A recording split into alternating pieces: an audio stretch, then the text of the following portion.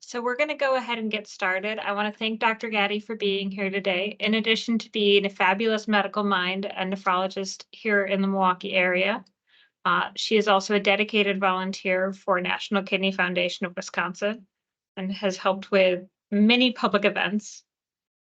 So we are grateful for her expertise. Dr. Gaddy, if you don't mind advancing the slides just by one.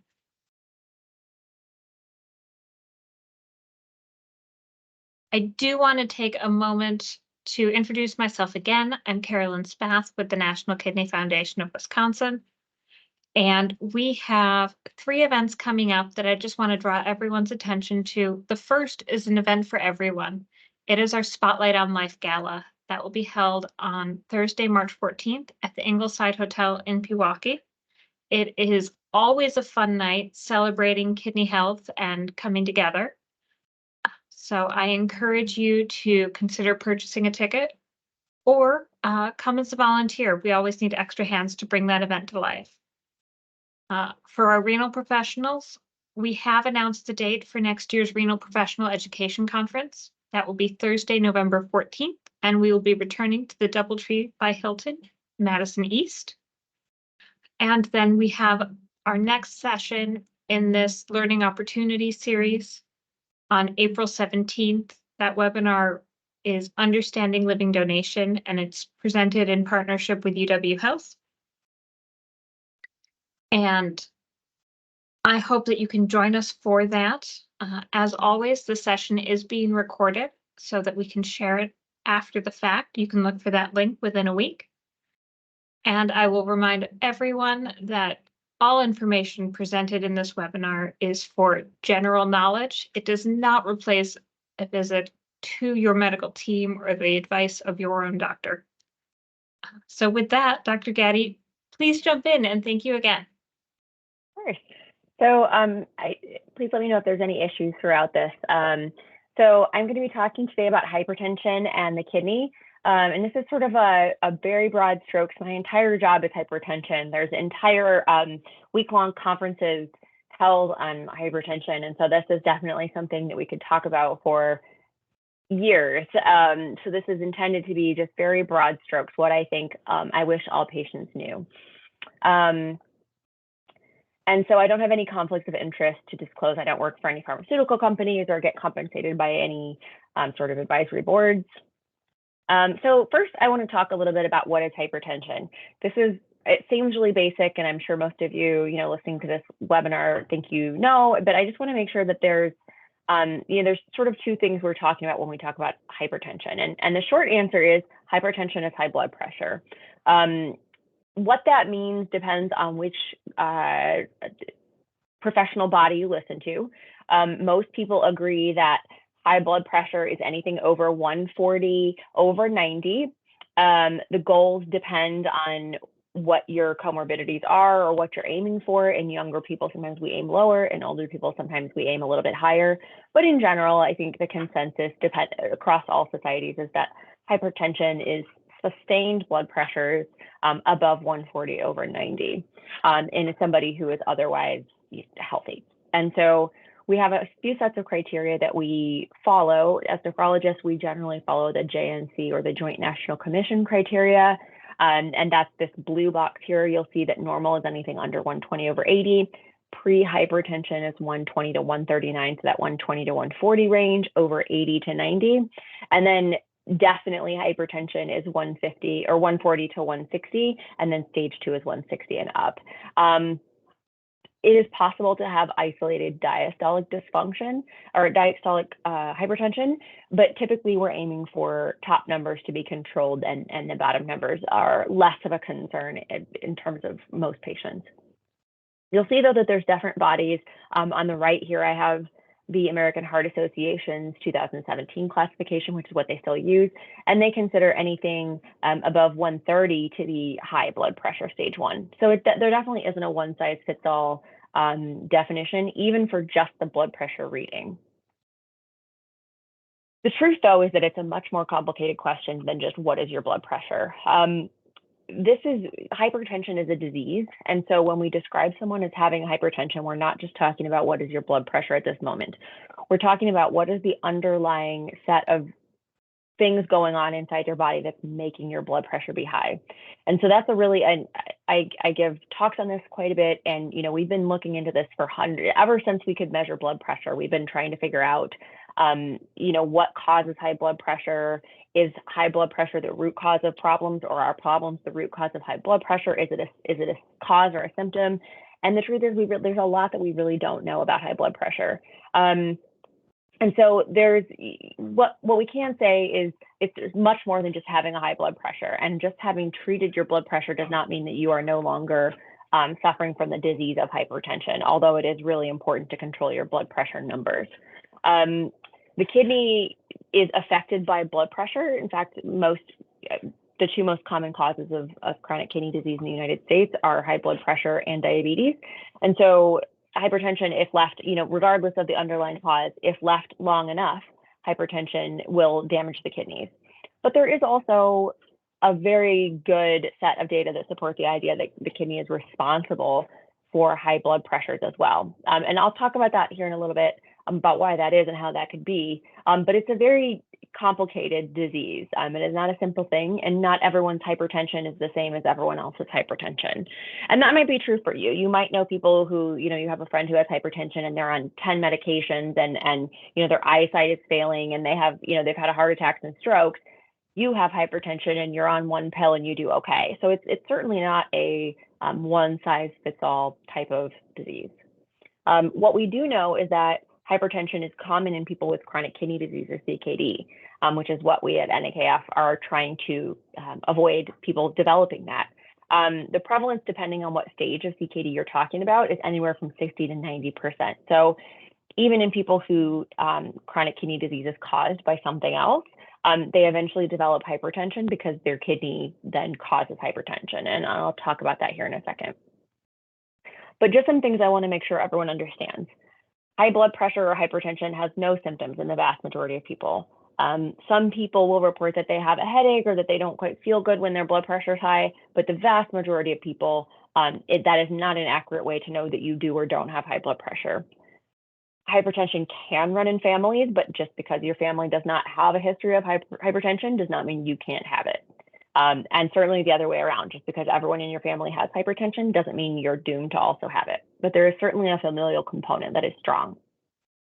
Chronic kidney disease doesn't have any symptoms until it's very, very advanced. Unfortunately, almost until the stage that you need dialysis, there are really not any reliable symptoms of chronic kidney disease, and it's usually irreversible by the time it gets to that stage. And so what I'm trying to say here is that it's really important to get regular health screening, regular blood pressure checks, at least annually, and get blood work and urine checked by a primary care doctor. Even if you're feeling perfectly okay, it's very important to have those things done, because they can be silent, and they are silent until the point that they're extremely advanced and life-threatening and dangerous. So screening is very important.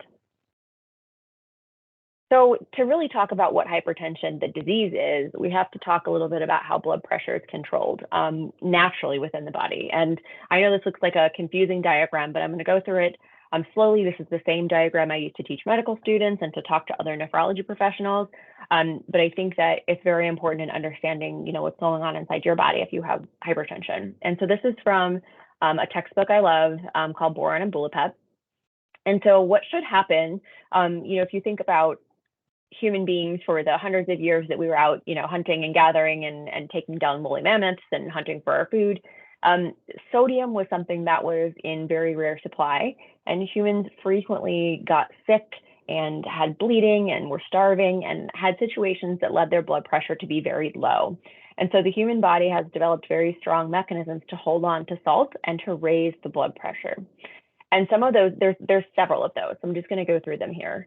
From right to left, you can see on the right side, when the cardiac atria, or the top chambers of the heart, sense low blood pressure, they stop releasing certain hormones, and those certain hormones hold salt within your body. So that leads to a salt retention when your blood pressure is low or perceived to be low. When your blood pressure is low or perceived to be low, your liver, your aortic arch, which is the big blood vessel inside of your chest, and your carotid sinus, which is a sensor inside that blood vessel, all have mechanisms to sense your blood pressure, and they talk to your brain and your lungs and your heart to release other hormones that all activate your nervous system. And so you might notice this when you stand up too quickly, or you're feeling, you've been out hiking and your blood pressure, you haven't had much to eat all day. You might notice your heart pounding. That sensation is your heart beating harder to make up for the fact that you don't have as much blood pressure. So these are normal compensatory mechanisms, and those lead to increased heart rate, increased contractility, so the increased strength of the heart contraction. And it also leads to retention of sodium by hormones that are released from the brain. In addition to that, the kidneys sense blood pressure, and they're the major effective organs. Kidneys' job is not just always to get rid of things in the urine, it's also to hold things in. And the big thing that the kidney holds in when the blood pressure is perceived to be low is salt. And when salt is retained, water is retained. That might be something you notice when you eat salty food. Chinese food, or you eat pizza and you notice salt and water retention in your fingers. I notice, my ring gets a little tight the next day. So that sort of thing is what happens when your kidneys sense low blood pressure, or they're just not able to get rid of all the salt you take in. And so all these mechanisms lead to the raising of the blood pressure, holding on to salt and water to raise the blood volume, making the heart beat harder and faster, and then also clamping down the blood vessels all over your body. That entire tree of blood vessels you have out to your fingertips, throughout your body and down to your toes, they all decrease in diameter so that the pressure stays higher. And so this happens whenever your body thinks that you don't have enough salt or thinks that you have low blood pressure.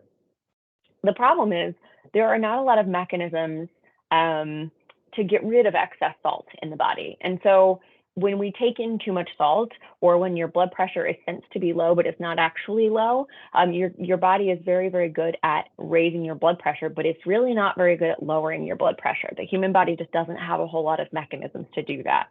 And so I'll go back to this diagram later, but I think it is useful to kind of know that blood pressure is not just about your blood vessels. It's also about the volume of blood within your blood vessels, and it's about how hard it's being pumped around by your heart. And it's about the volume that's being held in by your kidneys. So it's really a multi-pronged problem. So what does salt have to do with it? I mentioned that your kidneys hold in salt when they think that your blood pressure is low. And also that kidneys can only get rid of so much salt. So if you take in, an entire mixing bowl full of salt, you can only get rid of so much, and you're going to have some swelling. There's just a limit to what your kidneys can do. So this is really interesting. A lot of what we know, and if you can see here that this is actually a study from 1975, but I think it's really fascinating because we've known for a long time that there is a relationship between salt and high blood pressure. And it's been a long process. We still don't really know what that link, the extent of what that link is. It's certainly complicated.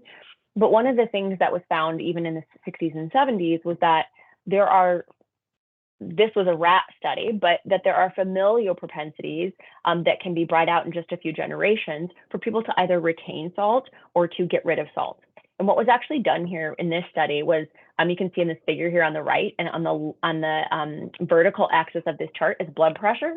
And so what we're seeing here is the way that the blood pressure is raised when a kidney from a rat that is sensitive or resistant to salt is put into a host of a rat that is sensitive to salt. And you can see that effectively getting a transplant from someone who is not hypertensive is effectively in this rat transmitted that ability to get rid of salt. And this was the beginning of decades now of studies showing that the kidney is responsible for some degree of hypertension. A lot of hypertension starts when the kidney holds on to too much salt. And so certainly while there's more to it than that, and again, you probably noticed this, some of your friends eat salty food all the time and don't have high blood pressure. You might eat salty food less than them and really struggle with your blood pressure. So it's certainly not one size fits all, but there is some component of how much salt you eat and how that holds blood volume in. This was a study done in the 70s, but there have been many, many studies just like this showing that excess salt, even before it starts to raise the blood pressure over time, leads to actual structural issues within the kidney in terms of it causes scarring and it causes inflammation within the kidney that's irreversible. And over time, that leads to hypertension, the disease. There's been many studies, I mean, hundreds and thousands of studies trying to figure out exactly why that is. This is one of many studies showing that TGF-beta, which is a pro-inflammatory cytokine, is upregulated when people eat high amounts of salt. This is in humans. And you can see that when people eat really high salt loads, they start to get inflammation within their kidney. But there's hundreds of studies, again, looking at this. And so what you can see, this is a study from the World Health Organization that shows that the average recommended, most Americans, the vast majority of Americans at all age groups are eating much more than the recommended limit of sodium. So the recommended limit of sodium is 2.3 grams or 2,300 milligrams of sodium per day. And you can see that people in this graph, these are all age groups across the top here, starting at children, toddlers even, going all the way up into ages 60 plus, both men and women. The orange is how much of the population is exceeding the recommended limit. So you can see that it's a huge problem here in America and really across the world. Salt is an excellent preservative and it makes food taste very good. And your body is naturally drawn to it because it causes your blood pressure to be higher, which is something that we've struggled with as human beings for many generations. And we're just now getting to the point where salt is so plentiful in our diet that it's hard to get rid of. And so you can see that it's certainly males worse than females at certain ages, but it's a huge problem. The vast majority of people are eating way too much salt. Most of that salt comes from processed foods. You'll see here dietary intake of sodium, according to the CDC, 71% of the sodium that people take in is already in processed foods or restaurant foods. And so I frequently will have patients tell me that, they don't add any salt to their food, which is great. But if you're not preparing most of your food at home, and when I say prepare, I mean really take raw ingredients, basic ingredients, and make the food yourself and not get it out of a package, you're probably eating a lot more salt than you realize. So again, the current recommended goal is 2.3 grams or 2,300 milligrams per day of sodium. And so you can see this is an example of a nutritional label. Here in the blue, we have highlighted the sodium content. And this is the servings in one piece of pie, which you don't think of pie as being salty, but this is in like a Marie Callender pie. And you can see that this has a gram of salt. So it has 46% of your daily recommended sodium intake just in a piece of pie. And so again, if you're cooking your own food, it's fairly easy to, not take in that sodium. But if you're eating foods that are packaged, even not like salty foods that you might think of as being salty, fried foods and things like that, that the salt can really hide or the sodium can really hide. And so I encourage people to really look. You don't have to do it forever, but just over the course of a few days, look at the labels on the food you're eating and pay attention to the serving size that you're eating and pay attention to what kind of sodium content that has and add it up. I think you'll be surprised to find how much sodium you're really eating. And you will not be in the minority. As you saw on the slide previously, the vast majority of people are eating way too much. And so if you want to be healthier than the average American, you need to eat a little bit differently than the average American. And so it certainly is going to feel a little abnormal the way you have to eat to avoid salt. Some other things I wanted to point out about salt is that there's many sorts of types of salt that sound like they might be better for you, but really aren't in terms of your blood pressure. So gourmet salt, table salt, pink salt, Himalayan salt, kosher salt, sea salt, all of these types of salt, seasoned salt, all have sodium chloride in almost exactly the same amounts. There's nothing intrinsically better for your kidneys or for your blood pressure about any of these types of salt. The one exception is salt substitutes. The salt substitutes specifically replace some of the sodium in the salt with potassium, which can be useful. To me, it doesn't taste wonderful. Some people don't mind it, but you can still eat a lot of added salt if you're adding that to your food. And so that can't just be, you need to be very mindful about how you use those substitutes. And there are some people who shouldn't be eating an excessive amount of salt or potassium in their diet as well. So certainly not a fix-all. But just remember that if you're adding seasoning to your food, Instead of onion salts or seasoned salts or garlic salt, add garlic powder or onion powder for just the flavor. And even if you want to add some salt, if you add the salt separately, you'll have more control over how much salt you're putting in. So just my tip. It's just because I hear a lot of people say that they're eating kosher salt and thinking that that's better, and it's not. Sea salt, kosher salt, not any better for you. So another study I wanted to show, showing that anything less than 2 grams or 2,000 milligrams per day of sodium is not really better. It's hard enough. You'll find if you try to limit to 2 grams of sodium per day, you'll find that that's quite difficult in today's world. Lower has not been shown to be better. There was a study done in a multi-center trial in 26 different centers in, I believe, 10 different countries. And most people couldn't get to the very low limit, which was 1,500 milligrams per day. Most people couldn't achieve that. And so they couldn't study the effect. They weren't able to show it was better, but the people who were able to achieve it did not have any better outcomes in terms of heart disease or blood pressure. So I would just aim for less than 2 grams. I think if you're doing that, you're doing really well. Okay, so what about medications? First step when someone's diagnosed with hypertension, I always suggest making lifestyle changes and reducing salt in your diet because it's easy, it's inexpensive and easy after making some changes, and it is the most natural way to help yourself out. But there are people for whom if your blood pressure is 180 or even 200 on when you're diagnosed, you may not get enough bang for your buck from just limiting salt, and so that can't be the answer for everyone. And so if you need medication, I always tell people there's no shame in it. If you want to take some time and work on your lifestyle and getting your weight down and those other things, that's fantastic. But in the meantime, we need to treat your blood pressure so that it doesn't harm your kidneys. I also want to protect your brain from strokes and your heart from heart attacks. And so I'm always my policy is always, I would prefer you do lifestyle interventions and we can take the medications off as you become healthier.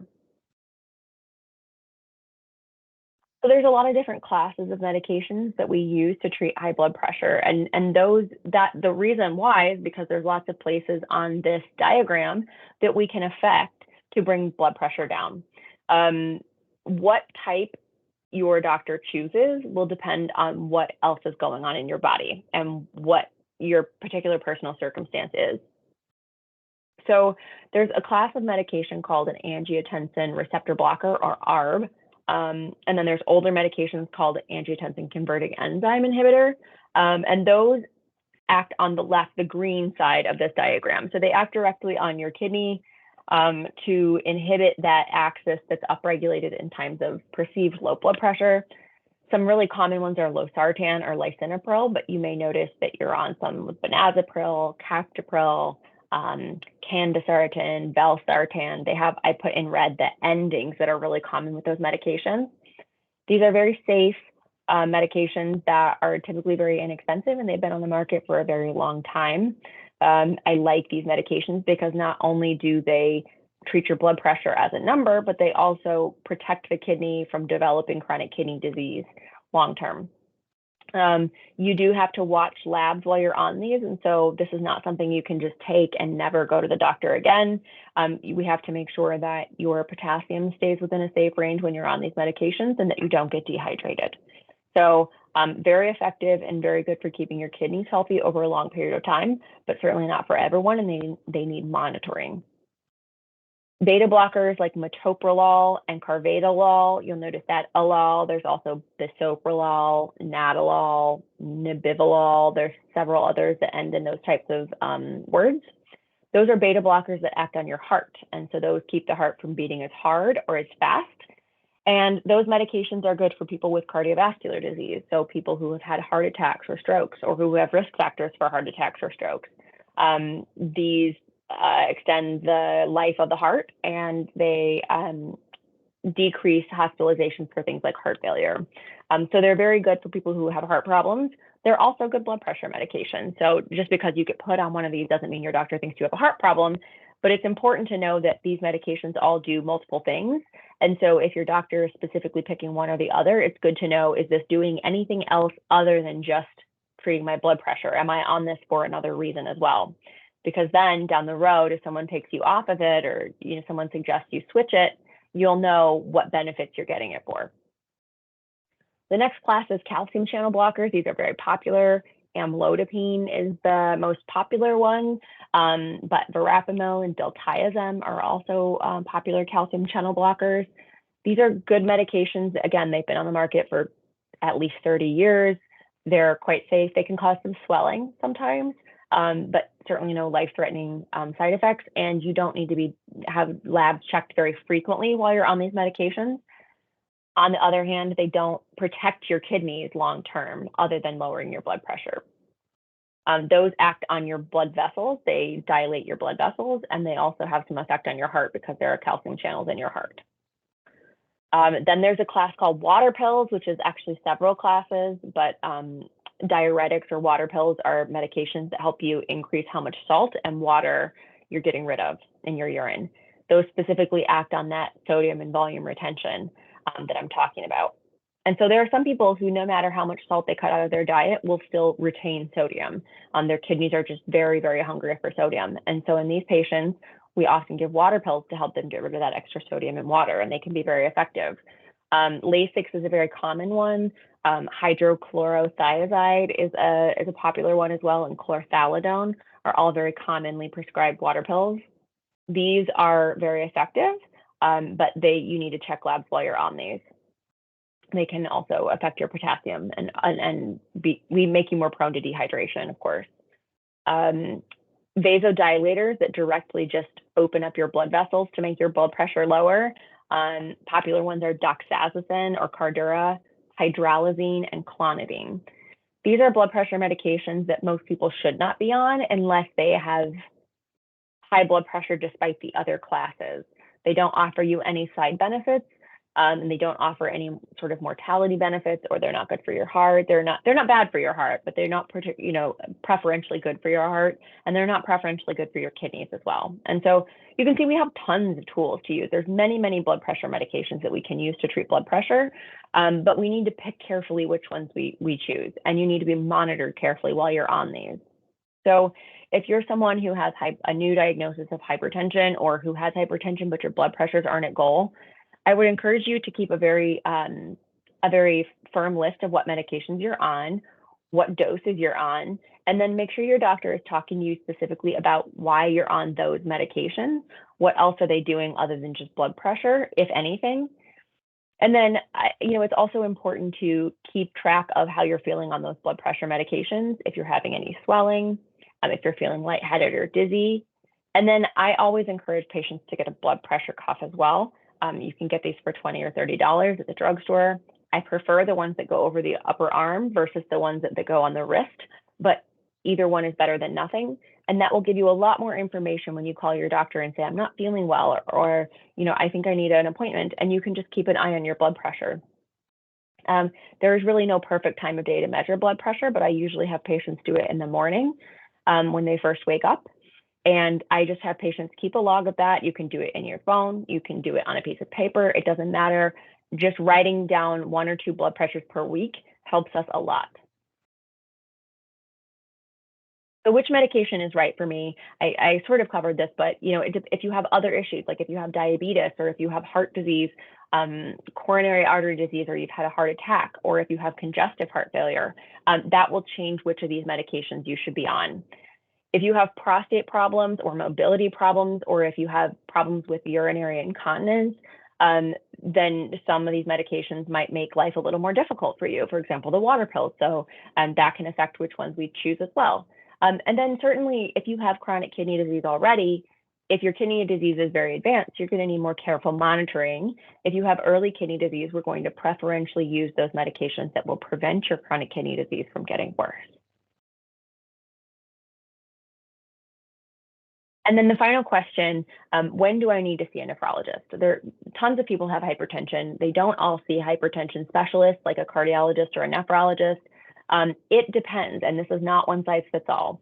You can ask to see a nephrologist at any point if you have concerns, but your primary care doctor may also refer you to see a nephrologist if they're perceiving a problem with one of these questions. So when your blood work is abnormal and showing that your kidneys are not cleaning your blood as much as they should be, you may be referred to a nephrologist. If your urine protein is abnormal, if you have protein spilling out into your urine, I always tell people to think of it like oil spots underneath your car. Even if your car seems like it's running fine and your kidneys are cleaning your blood, you still are having some sort of damage. And if we don't get to the root of it, we'll lead to problems down the line. If you're on 3 and 4 blood pressure medications and your blood pressure is still out of control, it's not at that goal of less than 140/90, that would be a time to refer someone to a nephrologist. And then just if you're not sure, if you're not sure whether it's time to see someone, if you might have kidney disease but you're not really sure, if you used to have kidney disease and you think it went away, or if your mom said everyone in your family has something and you're not really sure what it is, you can always see a nephrologist one time and kind of tell them what the situation is. And that doesn't mean you have to keep going to them forever if there's not a problem there. But because chronic kidney disease and high blood pressure are problems that can be quiet and you won't notice them until they're very, very bad, I really prefer people to come see a nephrologist at least once, and just get checked out if there's any concern whatsoever. This is my dog aldosterone, who I named after one of the hormones in that axis that controls blood pressure. And you can email me questions if you have any questions. And also, of course, the National Kidney Foundation is a wonderful resource for any other questions about hypertension and chronic kidney disease. Thank you so much. I think that's all of the questions that I've seen come in or were pre-submitted. Fantastic. Stalling for a moment in case there are any more, but I think we might be all set. Thank you so much, Dr. Gaddy, for sharing all of this great information. Very And good. we'll get the recording up as soon as we can. Okay, fantastic. Thank you so much. Pleasure to be here. Bye-bye. Bye. Thanks, everybody.